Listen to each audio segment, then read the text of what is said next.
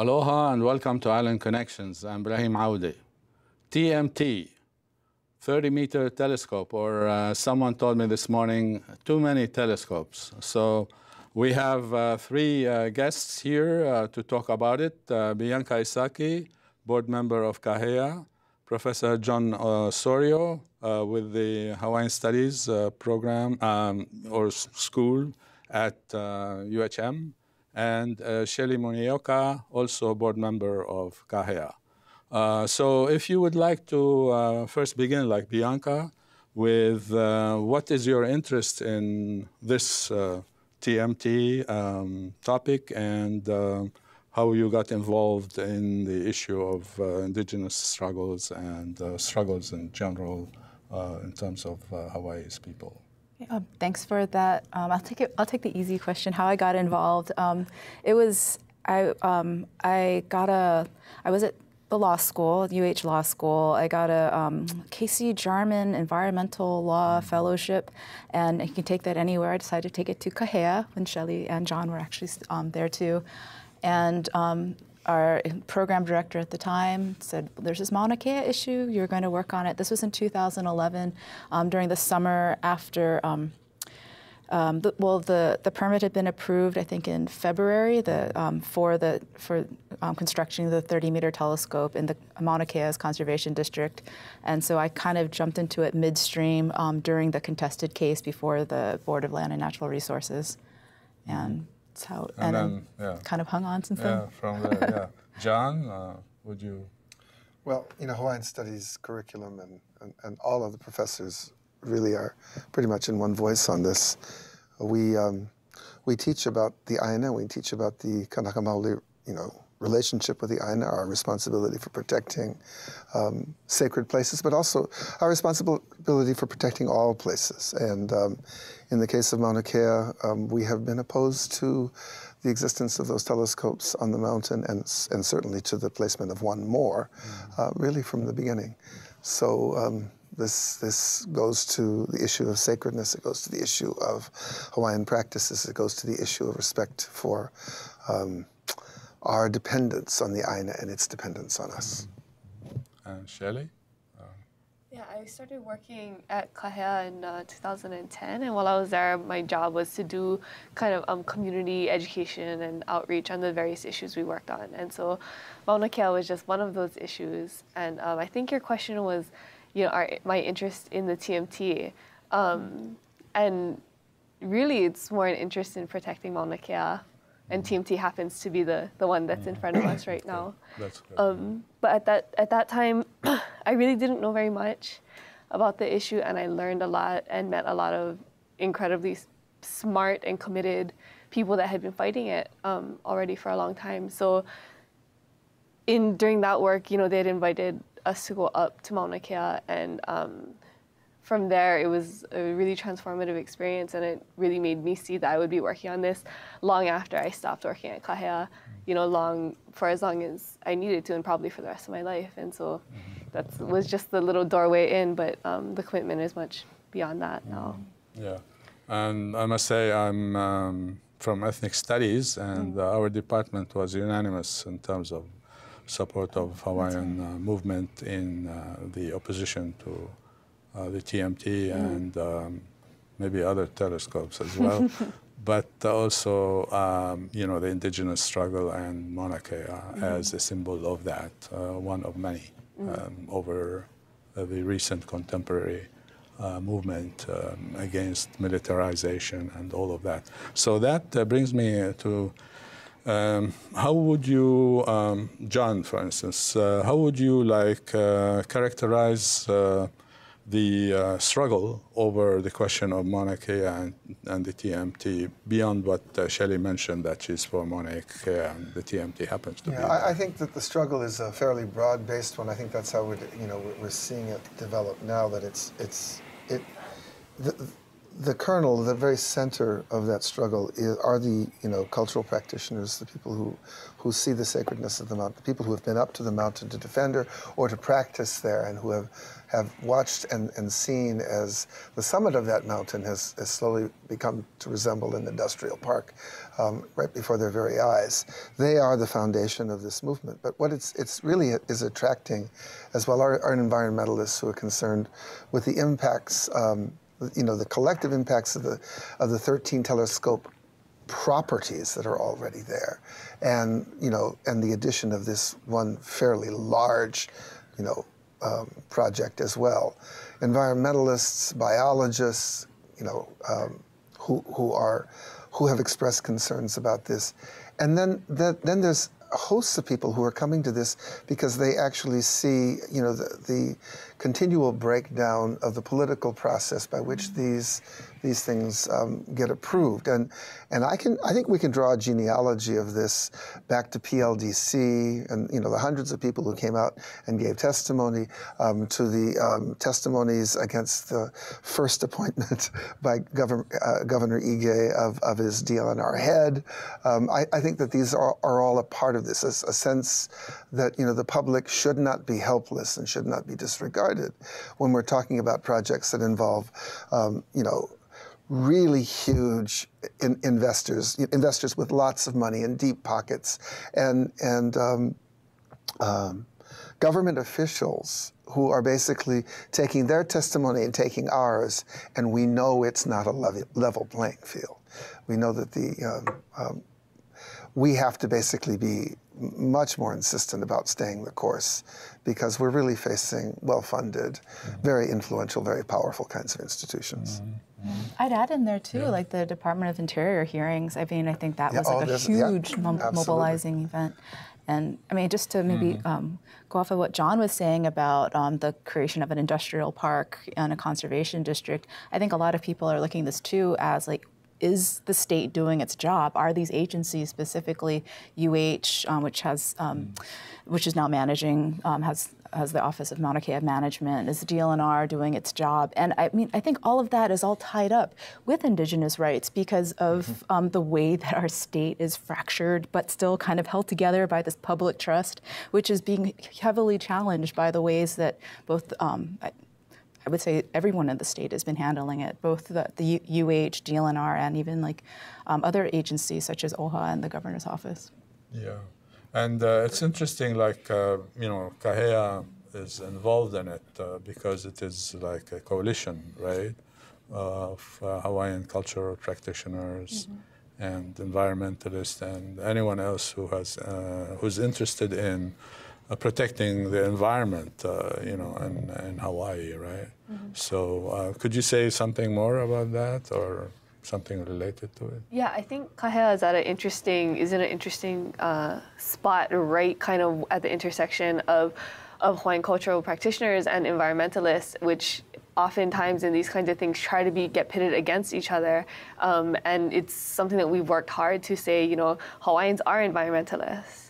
And environmentalists sometimes are Hawaiian, but that, really the values and the things that we're trying to protect, that we should be on the same side. And when we are not, we should really look hard at who is putting us on opposite sides. I think that really is a strength of the kind of broad-based support that we've been trying to build for the last few years. Yeah, and I remember, like, in terms of the genealogy of Hawaiian struggles, contemporary, there's been a relationship between environmentalists and Kanakau iwi from dating back to the geothermal struggle, right? I mean, you could see it in terms of the rainforest and all of that.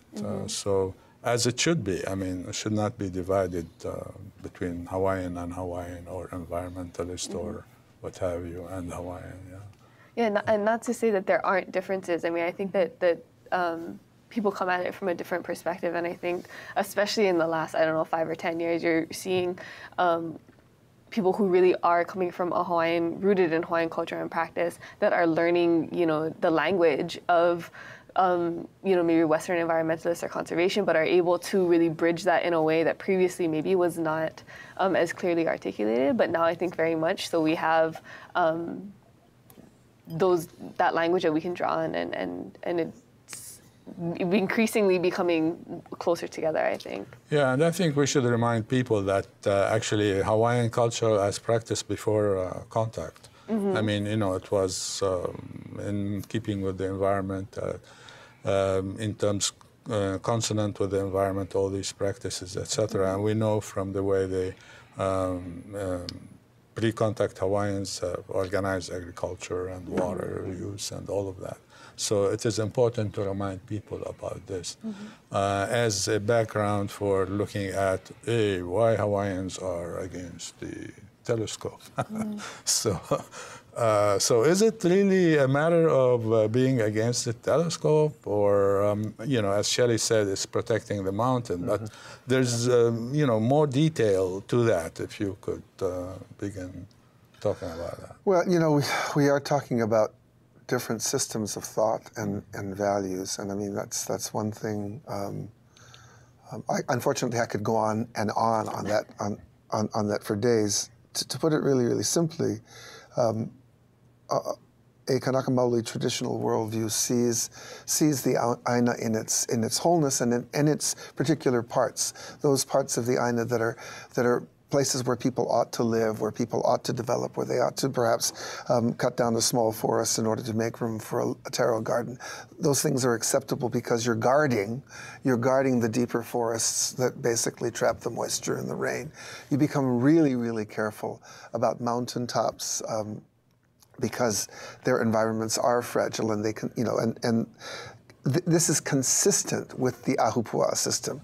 The Ahupua'a system was never just about dividing up land so that different groups of, different families could live on them and chiefs could rule over them. It was basically taking into account exactly how the island lived, right, in this environment. The topography. And being able to protect it, all parts of it, and make sure that it was producing and productive for people and for other living things, all the way down to the ocean. That's a concept of living on the land that has been almost completely overrun, right, by modern conceptions of simply trying to figure out where you would like to have your hotel or your chalet or your telescope, and putting it wherever you feel like. Yeah, and this, I mean, I can connect it to what's happening now at Waihole, and that area where they want to have like another hotel and new development and, all of that windward side. And we know the history of the struggle against, getting rid of agricultural land and having more development and buildings and all of that. So would you want to say more about this matter in terms of the connection of the struggle and the environmental aspects? I guess two things come to mind. One would be the way that people have talked about water on Mauna Kea, and especially I'm thinking about like Puakanahele and her testimony to UH Board of Regents, as opposed to say Tom Nance, who did the hydrology studies for the TMT, and the ways that when Puakanahele was talking about it, she's talking about like elementals, the ways that she's talking about watersheds, about like huge swaths of topographies and how water trickles down and also melding it in with place names and ways of understanding and appreciating the mountain. But then when you also look at hydrological studies, there are standards for significance. There are practices that I guess date back from whenever hydrology decided to get codify its own practices under the American Hydrologists Association or something. And so when people in the news, I see a lot of and I'm paraphrasing here, but Hawaiians are wrong about the aquifer, they're wrong about the water. But I mean, I really see a lot of these languages are not connecting. And when people are talking about water, not just Hawaiians, a lot of people, also lots of environmentalists have also weighed in on the lack of groundwater studies and the history of spills, like hazardous waste spills there. But I guess I'm just going to say that there still needs to be a little bit more tightness in the way that people evaluate significance, and then also more credence given to like traditional ways of understanding it. Yeah, I mean, in terms of like the indigenous struggles, I mean, going back to, let's say, 1976, Kaho'olawe, for instance, right? What does that, you know, represent for you, the struggle for Kaho'olawe? Because we want to, like, talk a little bit about previous struggles to connect it with the question of what's going on right now. Yeah, when I think about Kaho'olawe, I mean, Uncle Walter, I seen Uncle Walter a few weeks ago, and he was kind of talking about, you know, that they were successful in stopping the bombing, and he's like, and you know, that back then that they didn't know the language and they didn't know the protocols, and you know, many of the things that in the interceding time we've been able to learn, and he was just kind of saying, you know, behold, like, can you imagine what's possible in this moment, you know, because of that, and that gave me a lot of pause to think about the faith and the love and the courage and commitment it takes to move when you don't know those things, and you know that people are going to be, you know, tearing at you because you don't know those things, and having to do some mental math about, but it's too important. It's too important to not try anyway, and just kind of the boldness of that is so inspiring to me and so important when we think about the kind of the legacy that we're continuing. You know, I'd add to that because you started off by asking about Waihole and Waikane, and you could have added Kalama Valley or KAHEA and those places. You know, those struggles in the early 70s were really to try and protect communities that were in place from urbanization and development. And we knew it was, you know, we knew people knew what they were up against. That, you know, small communities that were on month-to-month leases and didn't have any kind of security really couldn't grow their businesses. And you have large landowners who basically, because they were hand in glove with legislators and city council members and planners and commissions, you know, they knew that they could get zoning changes, they could get land use decisions that would allow them to evict those people and build something not for them, but for all of these investors and all of these people who presumably would move here. And so the struggle was to protect communities. Kaho'olawe was different because there was no community there. The people who were protecting that island, they were protecting that island because they said, it lives, it is conscious, it is not just a barren rock, the way that the Japanese Chamber of Commerce described it in a letter to Senator Inoue in 1969. It's not nothing. And this is what people are saying, you know, at the summit of Mauna Kea.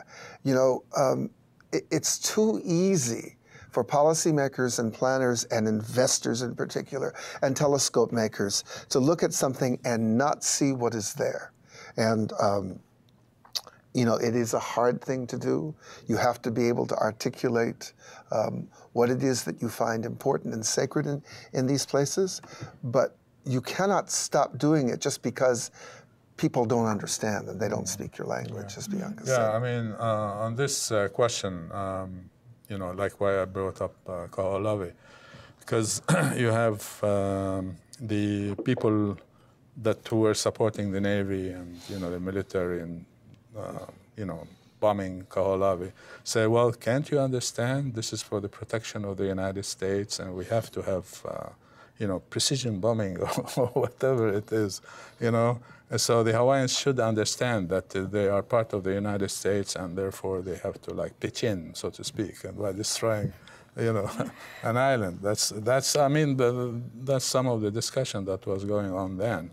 But then the Hawaiians stood firm and said, no, there's something else happening. And besides, you know, as you were mentioning, like they look at it as a barren rock.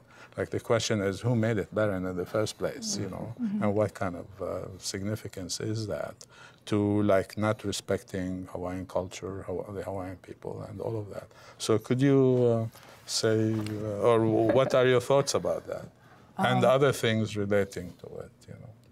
Well, I guess in that way, it makes that's one distinction or a different conversation that's going on around Kaho'olawe and 30-meter telescope, because people are, maybe with Kaho'olawe, some people thought that militarization was a great idea and like we should all be supporting that, including Hawaiians, and but then in this one, it seems like astronomy has become the other discussion or the greater good in this, and I don't know.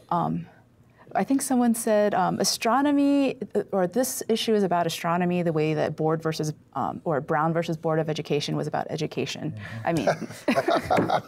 That's a great line. That's a great line. I haven't heard that one before. But it's, so it's there, but it's, I mean, that's not, I mean, well, we've already, I think many people already said it's not really the issue, Well, no, why I ask these questions and talk about Kaho'olawe also because exactly, now it's, science, I mean, what's wrong with you Hawaiians, that kind of stuff. So I want to read something from April 12th in the Star Advertiser. Sunday, April 12th. Native Hawaiians need to stop living in the past and stop the nonsense of calling everything sacred to advance their radical agendas. The 30-meter telescope is a sacred temple to worship the stars, okay? The protesters should be honored to have it. Everyone has a right to protest, but if we let them physically block a project that has gone through all legal procedures to get approved, then the law means nothing, and the only thing that matters is who has the most physical force to get what they want. That spells the end of democracy and the establishment of mob rule. I understand your point, but the end of democracy seems a bit too dramatic. Okay, so there you have it. I mean, there's several things that this text says. First of all, what's wrong with that? I mean, this is science, yeah? And then, it's okay to, protest, but the question is, this thing has gone through all the procedures, like scientific procedures and environmental procedures, etc., as though it was given. So, I mean, what can you say about that? Environmental, impact statements and this and that. Is it a industrial park there, or is it, even though it's an industrial park, it went through all the permits? So what do you say to that? Well, I'll first point out, I guess, I probably know this, but KAHEA is one of 6 petitioners in a suit against the Conservation District Use Permit for the 30-meter telescope. And so we think that the law can be interpreted in a better, different way, and it was actually misinterpreted under an abusive discretion standard by BLNR, and we think the Circuit Court also was erred on that count. There's a lot going on in that letter and a lot of assumptions. Maybe you guys want to respond to. Yeah. I mean, that's why I read it, Yeah. You want to weigh in first? If we just hit the first comment first about, what was it about the science? About living in the past. Our good friend of ours, Brian Kamali Kuara, wrote this great blog post called "We Live in the Future. Come join us," something like that. And he really talks about how,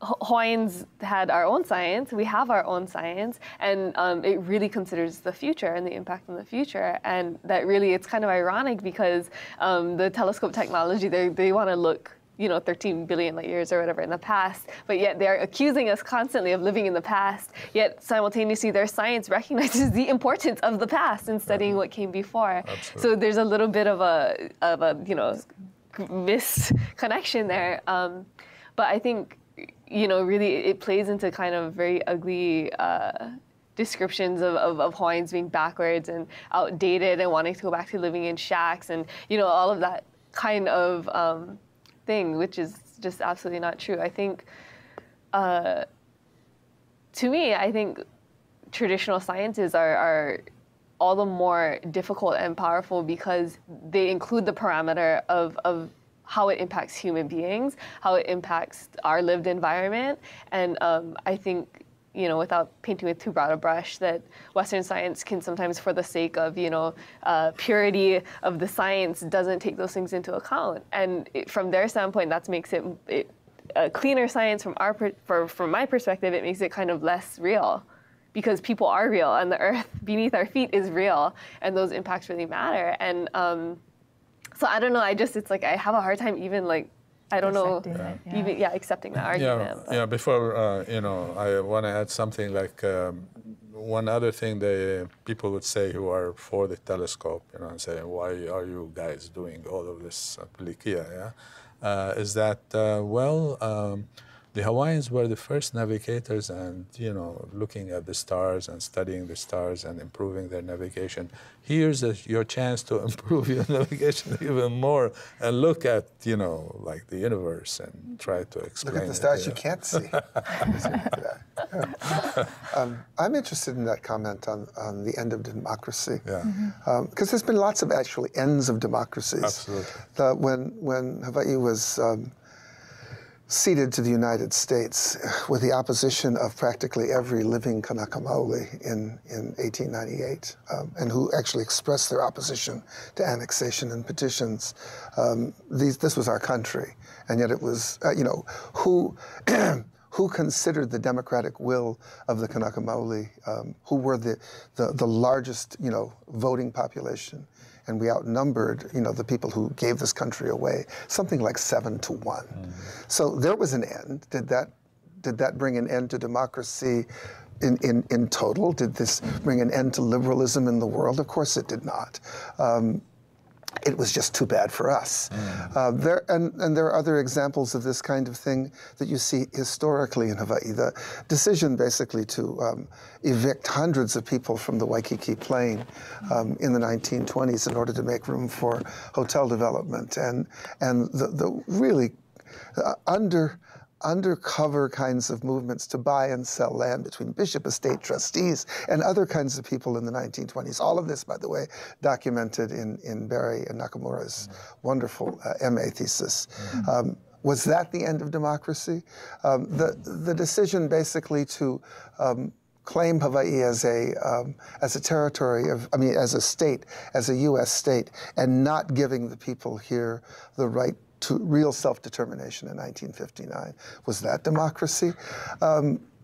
Look, the bottom line is stop making those kinds of comparisons and start really looking at what's happening.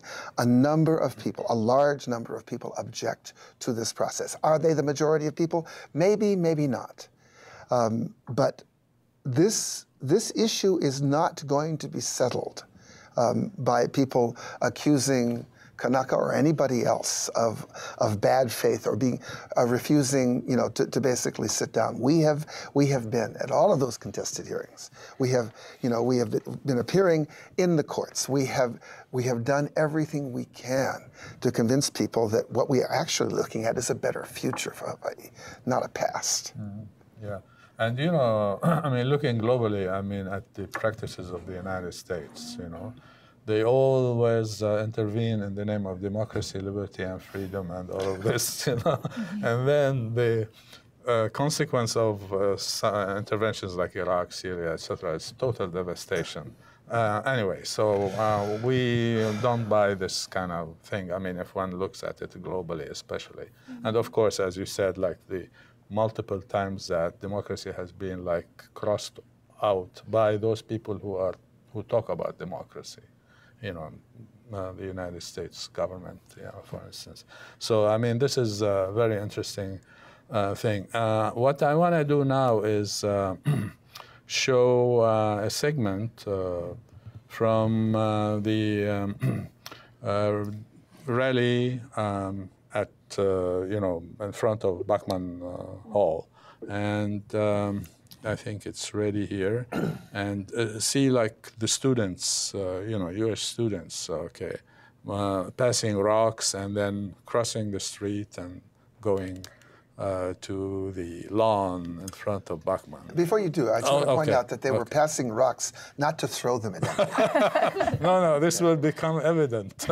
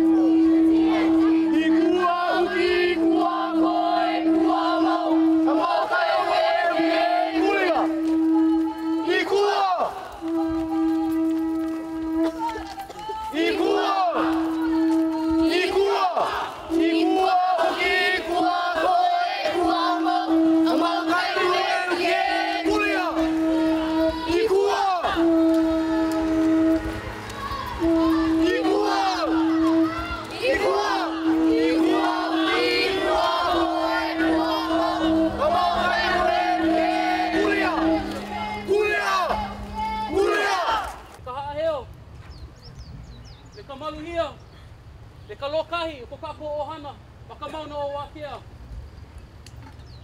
A ole ke ia he pai o vale no mauna kea. He pai o ke ia no na aina a pau. La'a na aina a pau o Hawai'i nei. Eo! E kū kanaka kako. E a'o ina o pio na kiki, na pula pula. A ole o kia pai o no ki ia la vale no. A ka, na makahiki, na kaukani makahiki e hiki ana mai. Ina kū kako me ka lokahi. A ole hiki. Ke pepehi ia. Nui ka haaheo ike na lima, ka mana, na pule, ke aloha, ma ke ia wahi. Ho'una aku ke la mana I mauna kea, ho'una aku I ko mau ohana, a e kū kanaka kako. E kū! E kū! Aloha aina! Aloha aina! Maua mau.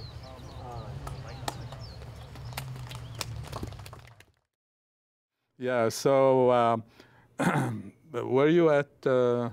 I was there. Yeah, I'm sorry that I drove over. I did not carry our rock. But I did. Could you say a little bit more about that rally and, you know, what happened there? I mean, just to give...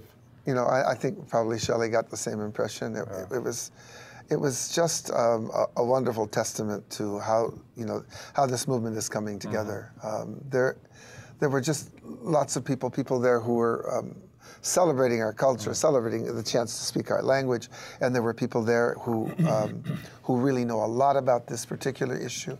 And then, but what was uniting everybody was exactly what he said: Aloha Aina. It's Aloha Aina.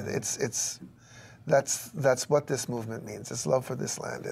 It's wanting to care for it. Yeah, it's actually, to me, like, I mean, I'm not indigenous Hawaiian. I'm indigenous from another place, though, but anyway. The question of love of the land, the culture, sovereignty, I mean, real sovereignty, and respect of the land. And then, as you said, look at the future, because, you know, futurists like Jim Dator and others, you know, would say, you know, maybe Hawaiians can teach us something for the future, you know, how to, like, save the earth. You know? Wow, how a radical idea this is, you know. So anyway, any more on that and your impression of this thing? Just listening to that little clip of Laiana talk, you know, and thinking about these ideas of like radicalism, and I was thinking, like, you know, it's become a radical idea that policy and law should be informed by love. But to me, it's like, if I could choose who is going to be informing, you know, those kinds of policies, especially for a place as special as Mauna Kea, is certainly people who love that place. And it's just, I don't know, I feel like modernly there's not a lot of room for that in our policy. And I think that would be a wonderful radical turn if we saw more of that. And I mean, in this, for me, when I look at that, I think about what it was like in the last 5 years to go to hearings, and what it feels like in that hearing room is so worlds apart from what we just saw in that. And it can be very lonely and very intimidating and little bit kill fight when you're sitting across from this panel of people who have all of this power over this place that you love. And I want to ask them, do you love this place? And if not, why do you sit in the position of power to make decisions for it? And it was hard to be there. You don't feel like they really care what you have to say, but I felt like it was so important to keep going exactly for the reason that we're seeing now, which is people accusing you of, where were you? And I can say, I was there, you know, that's where I was. Where were you? All the people who are launching these assaults, I didn't see them at hearings either. So, you know, it's, I don't know, it's a beautiful thing to see that contrast. Maybe they say, we love this place, that's why we're building more and more hotels and resorts. Some more people can see it. Which I don't really understand how the logic would follow on that. You know, if they did say that. Because we need jobs for our keiki, and we want to keep people here with jobs and more houses and more construction. So, I mean, that's always what it is, right? Yeah. Like, I mean, but I think to even challenge that, to say, you know, indeed, we all need jobs and we all need work, but what are the principles and the parameters within, you know, that we're going to operate within Because I agree, I concede that we do need jobs and we need work. Well, what's your worldview, like your cosmology, etc.? Is it like, you know, live as one with the land, you know, and take care of it so it can take care of you? Or is it like conquer the land? I mean, that Western kind of capitalist notion of, you know, conquer the land, the human being is master or whatever. You know, two different kinds of ways of looking at the world. I mean, you mentioned that earlier, you know. So any more? Yeah, actually, I want to pick up on Shelley's point about the decision makers in this. And I mean, in some ways, I feel like maybe some of them do love Hawaii, but because of the way that the power structure is set up, I mean, like the judge that ruled on our case at the circuit court level, I mean, he was appointed by the governor, up for reappointment, by a governor who very, very, very much wanted the 30-meter telescope to happen. I mean, a lot of the advisory council, many of them from Mauna Kea, I'm sure many of them love Mauna Kea, but we can't ignore the fact that a lot of them are also employed by UH Hilo. And then even like, I mean, Senator Inouye wrote a letter to UH saying, you know, 30-meter telescope should happen. I mean, you know, it's a long time ago, obviously, but I mean, so it's like, I think loving this place, and like, because I hear that a lot from like a lot of decision makers and agency heads and stuff, and I believe it, but I also like, there's got to be some kind of procedural safeguards, like, you know, like what kind of other influences are going to come in to this? Like, And I appreciate that. I didn't mean to imply that they don't love Hawaii. Yeah, I didn't mean to imply that at all. Yeah, no, I know people they say, oh, well, science. I mean, okay, we understand the other thing, but science, and if everything is an environmental impact statement and everything else is fine, then it should go. I mean, you know, so that we can learn more science, etc. I want to throw a monkey wrench in all of this by saying, and because we haven't talked about it directly, I mean, we, you know, kind of mentioned it. And that is the question of militarization. I mean, you know, science. I mean, telescope like this can be weaponized, militarized, you know, to wipe out, for instance, enemy satellites, or then the enemy can like wipe out other satellites, etc. So the question of, on the one hand, just by sheer being Hawaiian, you know, I mean, indigenous Hawaiians trying to protect Kaho'olawe, etc. It was for the land, etc. But also objectively, it was against militarization of Hawaii, or engaging Hawaii in the military things. This is, I think, important in this kind of discussion from my point of view, especially if we see not only Kaho'olawe, but Makua, for instance, right? I mean, already it's still an ongoing thing, and it has to do with the military, etc. So you have like military as an arm of U.S. federal government, etc. And the question of Hawaiian rights. I mean, who's going to give, you know, and what's going to give? And should the Hawaiians give for the protection of the nation and all of that? I mean, these are all important things for any number of people, regardless of their ethnicity or race or nationality. You know, so any comment on this? I have a comment. I mean, I don't know whether the TMT or any of those telescopes will ever be used for, you know, quote-unquote military purposes. But I do know that the question of the issue of America's militarization of Hawaii is never very far away from any of the things that we talk about.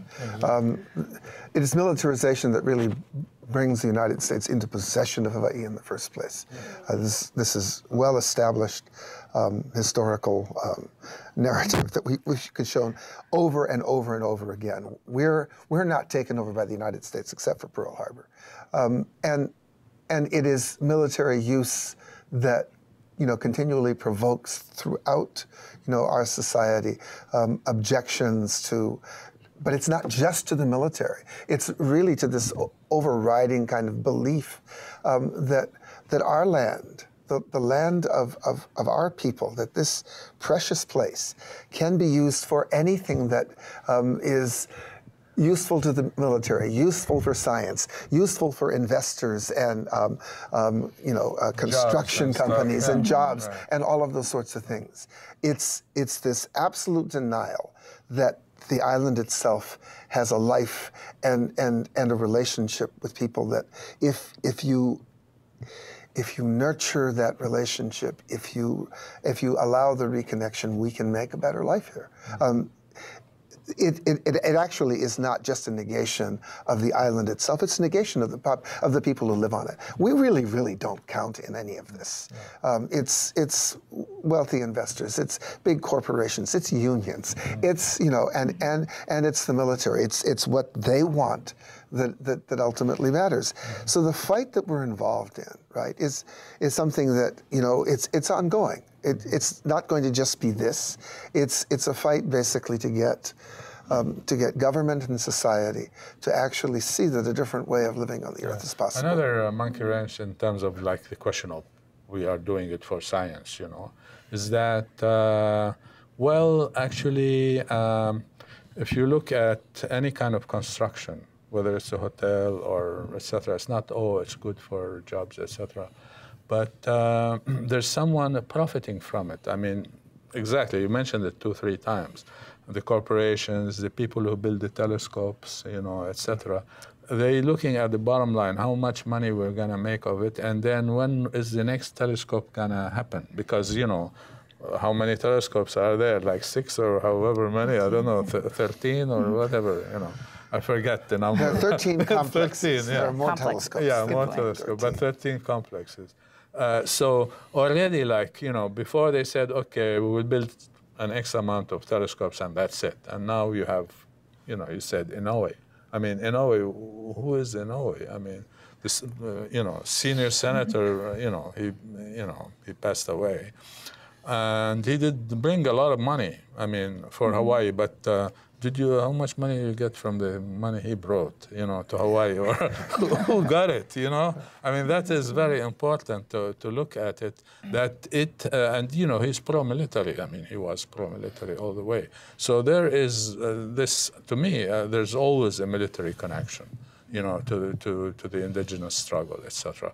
And obviously it's because of the beginning of the, you know, overthrow of the monarchy and the rest of it. I mean, were it not for the military, U.S. military, it wouldn't have happened in the first place. So it is right there in history. No one can like delete it or erase it or anything of the sort. Right. So, yeah. So why don't we look at the question of profits? And that actually, as Hawaiians are fighting for their sovereignty and their rights and cultural practices, etc., they see themselves not only like in opposition to the military, but to capitalism as a whole. I mean, you know, what are we talking about? Investors and this and that.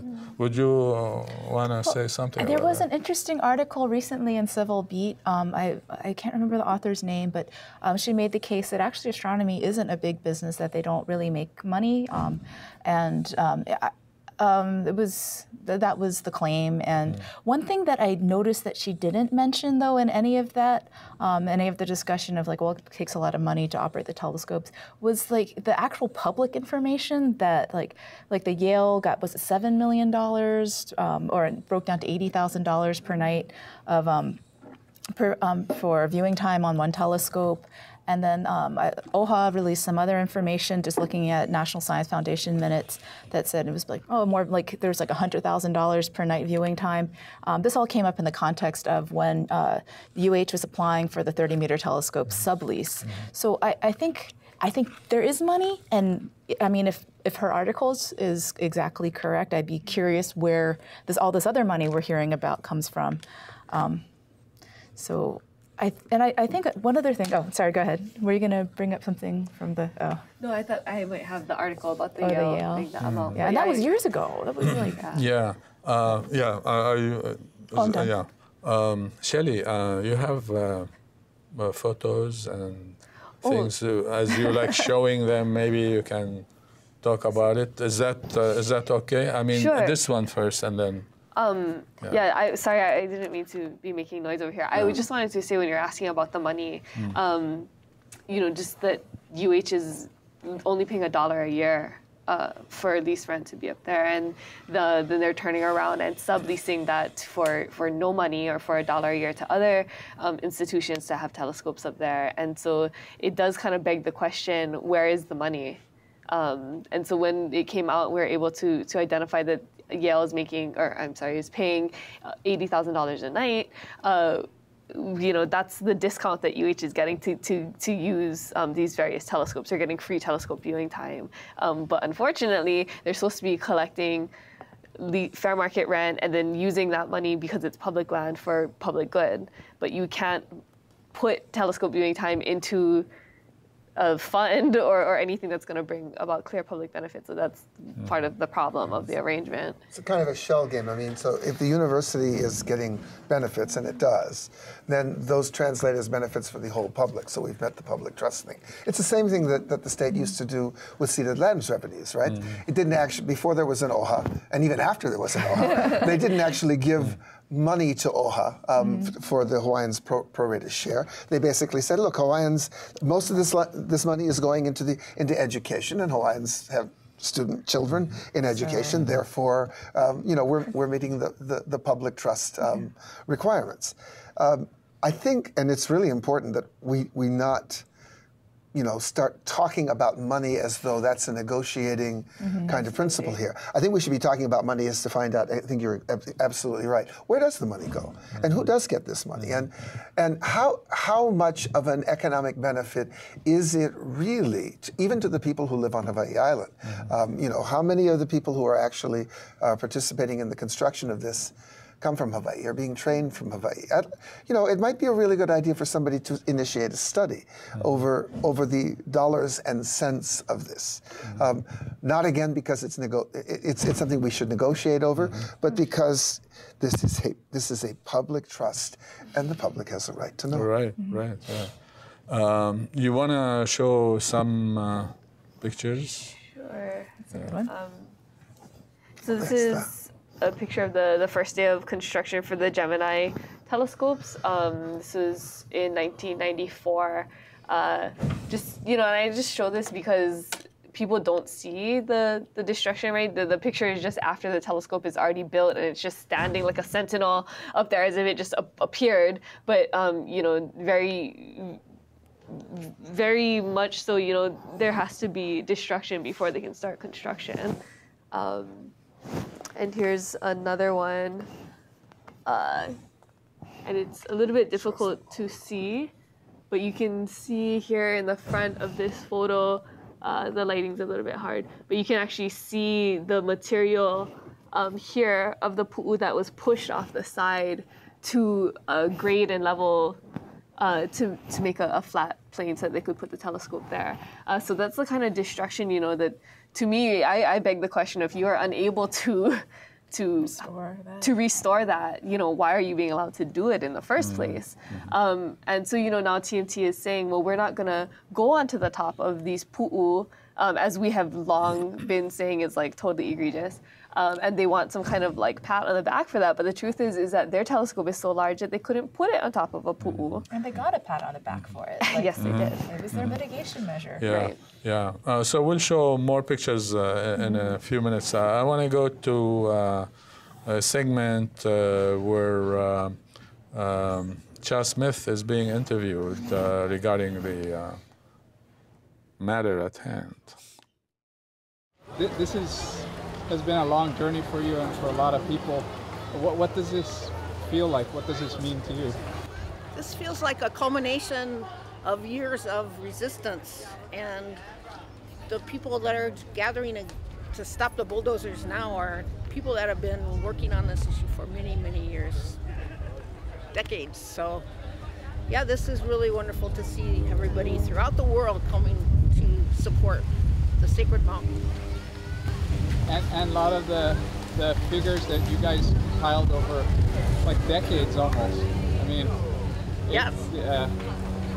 And you found all these numbers and uses for this thing, and you approached it a certain way, and all these other people are approaching it different ways too. There's many ways to look at this, from ecological, from the aquifer, from cultural rights to the religious rights. So there are many ways to look at this, and plus just the absolute blatant illegal construction of the original plan for 6 telescopes to now 24 telescopes. No more. We're not opposed to science, we're opposed to the desecration of the mountain, period. Take your science somewhere else, go into outer space, launch yourself, whatever you need to do. You're not going to do it on the mountain. It's not going to happen. TMT's over. It's not going to happen. Yeah, and this is quite beautiful with all the people here. It's wonderful to see it. It's so wonderful. On every island, people are offering resistance. Every island. It's amazing. But it's not surprising. Everybody respects that mountain. Everybody. It's sacred to everybody. Not just the people in Hilo.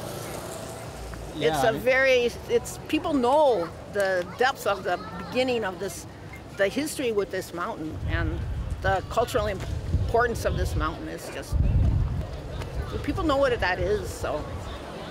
So you've seen it from when they started this whole thing too. So I mean, as well as other people. Yeah. And all these people, a lot of them too. So yeah, many people. I mean, the Hui on the Big Island are just in the forefront of this. They are the ones, you know, all the Hui, Royal Order, Kealoha, all those guys, they have been at the very front of this from the beginning. Mahalo. I wanted to show Chas Smith, and she was with KAHEA before, right? One of the original KAHEA. Yeah.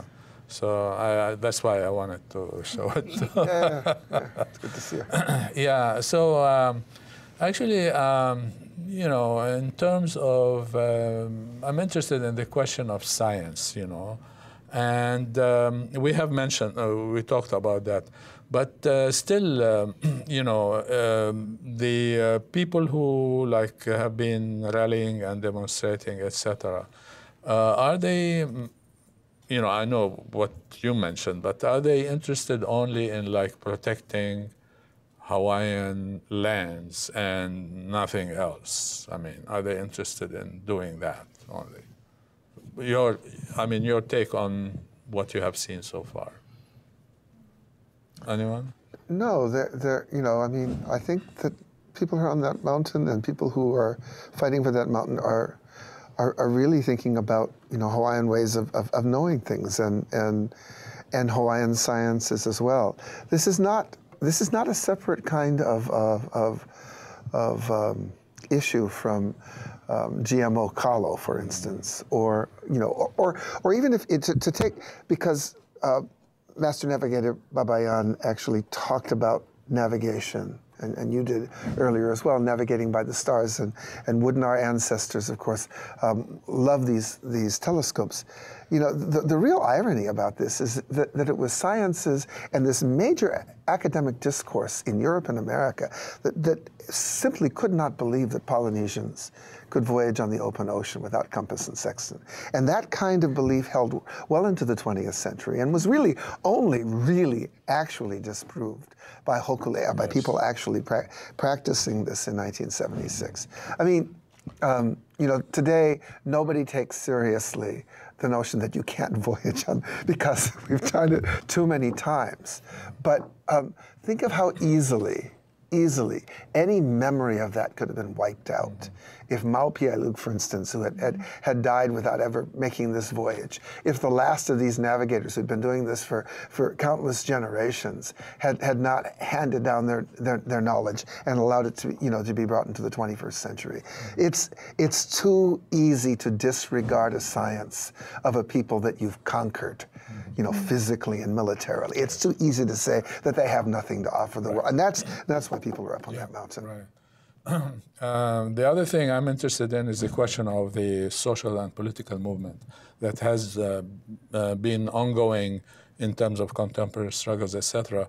But the relationship between the question of the 30-meter telescope and Mauna Kea on the one hand, and the re-energizing, if you will, of the you know, Hawaiian movement. Could you say something about that? Oh, Well, I mean, I think I like the way that Kanuha said it when he was testifying before OHA. I mean, he was saying, like, was it him or was it Lanakila? We are the fruits of your labor, both of them. Yeah. I mean, like, they're products of immersion schools, like all these struggles to create Hawaiian spaces in Hawaii and to nurture these students of Hawaiian political movements and so on. But anyway, so yeah, I think that's relevant.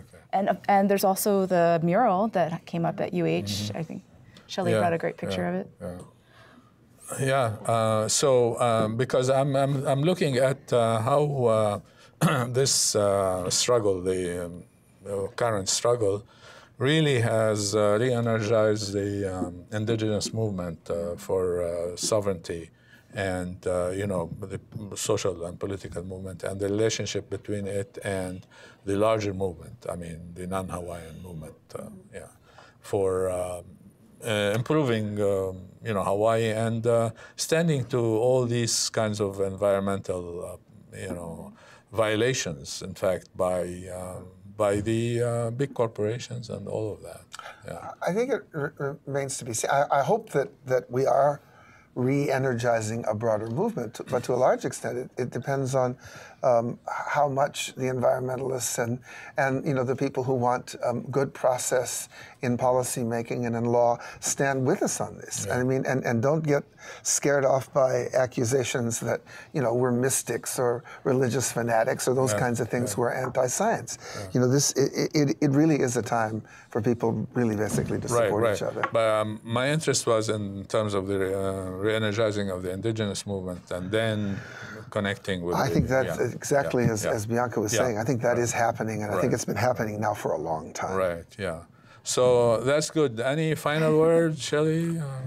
No, I just think it's really exciting. I think it's like when you're in this by yourself, you can feel a little bit daunted, but it's really been how.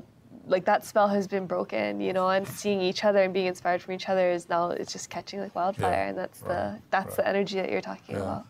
Any final word, John? Good. Okay. So we're flat out of time, I suppose. So thank you very much for coming, and probably we'll do another session on that, perhaps as things develop. And mahalo nui loa, and see you next month. Aloha.